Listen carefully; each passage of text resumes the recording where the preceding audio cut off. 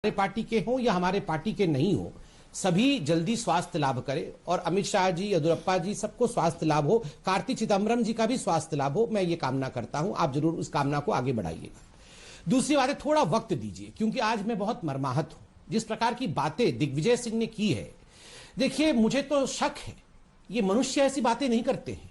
ये दुष्ट, दंभी, दर्पी, अहंकारी और राक्षसी प्रवृत्ति के लोग ही इस प्रकार की बातें कर सकते हैं, क्योंकि दूसरों के कष्ट और दुखों और दूसरों के बीमारियों के ऊपर अट्टहास करना यह प्रवृत्ति मनुष्यों का नहीं है। मैं पढ़ता हूं क्या कहा है दिग्विजय जी ने।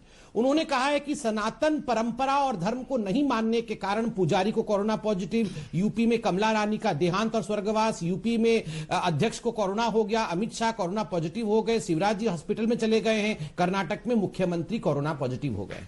तो उसी लॉजिक से अब मैं बताऊंगा, बुरा मत मानिएगा। इन्होंने युद्ध आरंभ किया है। नंबर एक, नेहरू जी पे क्यों नाराज हो गए थे भगवान? नेहरू जी चीन हार गए और तड़प तड़प के उनकी मृत्यु हुई। किस कारण से हुई है जरा पढ़ लीजिएगा। क्यों भगवान नाराज हो गए थे?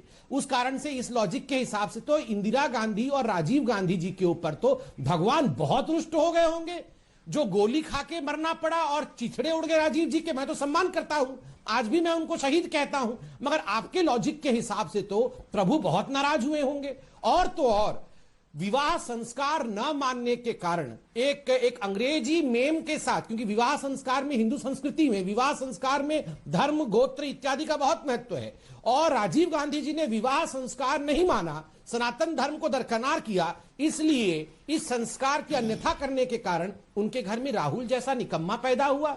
यह भी तो हकीकत होगा। फिर धर्म में तो लिखा हुआ है कि इस प्रकार के वर्ण संकर से क्या होता है, तो फिर आपको तो उत्तर देना पड़ेगा अगर इतना आप संस्कार कर रहे हैं।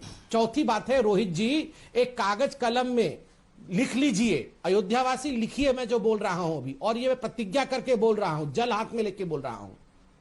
5 तारीख को 500 वर्षों के बाद, 5 तारीख को 500 वर्षों के बाद रामलल्ला टेंट से भव्य भवन को जाएंगे। और याद रखिए, 5 तारीख के बाद वो राहुल मुहूर्त शुरू होगा कांग्रेस पार्टी में, जिसमें कांग्रेस पार्टी भव्य भवन से टेंट की तरफ बढ़ने की यात्रा शुरू होगी। ये टेंट में जाएंगे। अगली बार उतने ही सदस्य आएंगे कि छोटे से एक टेंट के अंदर वो 5 लोग समाहित होंगे। ये श्राप है, आपको याद रखिएगा।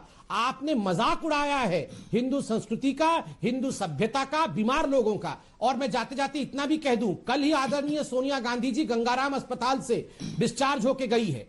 हम भी जानते हैं, उनको कैंसर हुआ था, यूएस में ट्रीटमेंट हुई, गंगाराम में गई। किसका अभिशाप है? अगर इस हिसाब से राम के मुहूर्त के कारण अमित शाह जी पे अभिशाप है, तो सोनिया गांधी पे किसका, जीसस क्राइस्ट का अभिशाप लगा हुआ है क्या? फिरोज खान पे किसका अभिशाप है? फिरोज खान, इंदिरा गांधी जी के पति के कब्र पे एक भी व्यक्ति फूल चढ़ाने नहीं जाता है। किसका अभिशाप है फिरोज खान पर? मैं पूछता हूं। अल्लाह का अभिशाप है कि उन्होंने इंदिरा गांधी से शादी की। इसलिए मुंह खोलने से पहले, इस प्रकार के अनर्गल वचन देने से पहले, आप भी और आपके गुरु दिग्विजय दोनों 10 बार सोचे कि क्या बोल रहे हैं, मनुष्य की तरह बोल रहे हैं या राक्षसी प्रवृत्ति वाली बातें कर रहे हैं। धन्यवाद।